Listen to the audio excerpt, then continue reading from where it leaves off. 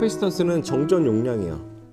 그리고 C라고 표현해줘. 이건 단위가 아니고 기호로서 C라고 표현해줍니다. 그리고 아까 그 만들어진 식을 보면 Q는 CV 이렇게 표현해준다라고 했는데 경우에 따라서 저희가 뭐 책마다 다르지만 대문자를 써줄 때가 있고 소문자를 써줄 때가 있어요. C나 이 Q, V에 대해서 보통 일반적으로 우리가 그냥 약속을 대략적으로 하기를 대문자다라고 하면 얘네들은 어떤 정해진 어떤 정해진 값이 시간에 따라서 바뀌지 않는 값. 항상 그렇지는 않습니다. 근데 그렇게 우리가 정의를 해주고 보통 이게 소문자가 들어가게 되면 이 소문자로 써줄 때는 이게 시간에 따라 바뀌는 값이야. 변경이 돼요. 근데 지금 뭐 그거는 그냥 지금 나오진 않으니까 일단 생각해 두면 Q는 아까 다시 CV 이렇게 된다고 했죠. CV. 자, 요 C가 의미하는 거는 커패시턴스라고 하는데 우리가 단위는 뭐라고 C를 써주게 되면 Q를 무엇으로 나눈 거냐면 V로 나눈 거죠. 이걸 단위를 뭐로 써주냐면 패러데이 이름을 따서 패럿이라고 표현을 해줍니다. 이렇게 표현해주고 그래서 이렇게 표현을 해주게 되면 요 식을 여러분들이 보게 되면요. 커런트, 그러니까 C를 통해서 흐르게 되는 커런트에 대해서 지금 표현해주고 있는데 양단에 V라는 만큼을 가해주게 되고 전류 I를 흐르게 되면 얘네들이 여기에 전류가 흐르게 됩니다. 그러니까 지금 V에 대해서는 설명을 했어요. V는 어떻게 됐냐면 V는 그냥 이렇게 된다라고 이제 설명을 했는데 여기에 나타나 있는 거는 전류는 없잖아요. 전류는 없어. 그래서 전류에 대해서 이제 알아보자라고 하면 우리가 기본적으로 그리는 식이 지금과 같은 이퀴벌런트 서킷을 이제 하나 만들어 놓고 이퀴벌런트 서킷을 만들기 위해서 이렇게 오픈된 터미널을 만들어 놓고 생각을 해주면 지금까지 여기 저항이 있었지만 이제 커패시터를 놓고 한번 생각을 해주면 전류가 분명히 흐를 텐데 어느 정도까지는 흐른다고 그랬어요.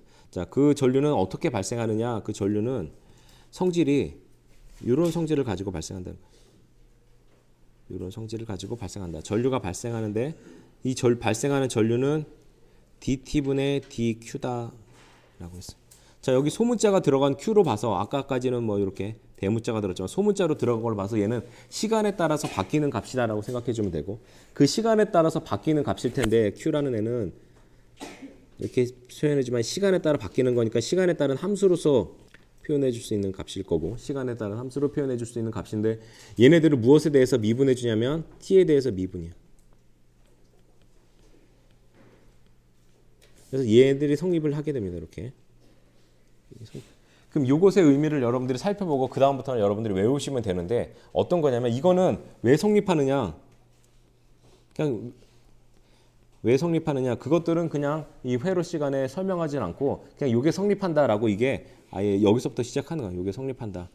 전하의 변화량에 의해서 I가 바뀌는 소자 왜 이런 소자 이렇게 정의를 한 거야. 지금 우리는 그렇게 생각하고 왜 그렇게 되는지에 대해서는 생각하지 않고 여기서부터 출발한 거죠. 이게 이제 여기서부터 출발하는 거예요.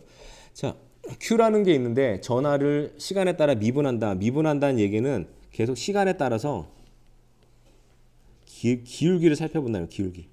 시간에 따른 기울기를 살펴보겠다라는 거죠. 시간에 따라서 계속 작은 시간에 얼마만큼 증가하는지 작은 시간에 얼마만큼 감소하는지 살펴보는데 그 변화량에 따라 시간에 따른 변화량을 살펴보겠다. 시간에 따른 변화량에 우리가 기울기라고 표현하니까 기울기를 살펴보겠다. 변화량을 살펴보겠다라는 거야.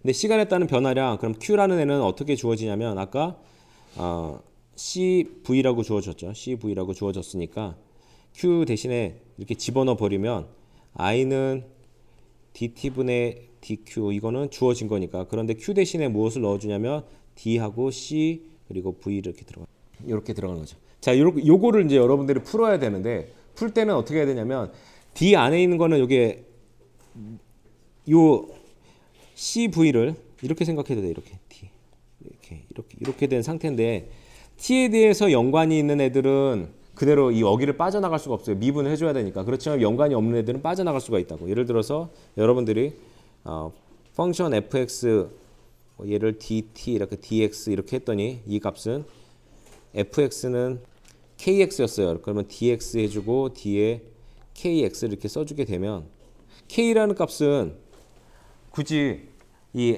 x의 변화량과 상관이 없는 값이다 라고 알게 되면 이 k를 뽑아내고 그냥 여기를 dx분의 dt 뭐 이렇게 x 이렇게 표현해 줄 수가 있는 거죠.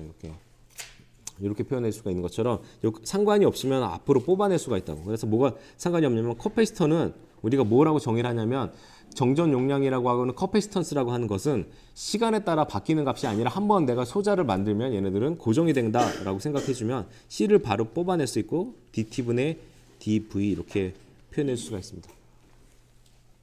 이렇게 표현해주게 되면 커런트라는 것은 무엇에 따른 변화량으로 생성이 되느냐? 볼티지에 따른 변화량으로 발생한다. 우리가 이렇게 정의를 할 수가 있어요. 이렇게 나왔죠. 그리고 또 중요한 거는 자 그러면 이거를 수동 소자 부호로 우리가 표현을 해줘야 되는 건데 어떤 거냐면 지금 이 커런트 방향이 중요해요.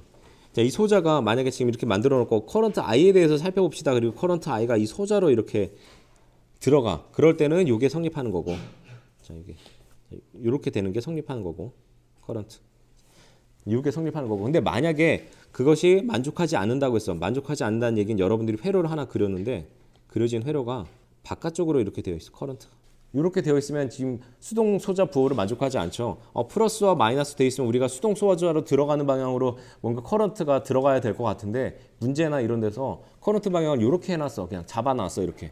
그러면 이 커런트에 대해서는 우리가 식을 쓸 때 내가 원하는 방향과 반대 방향이네 라고 해서 앞에다가 마이너스를 이렇게 붙여줘야 돼.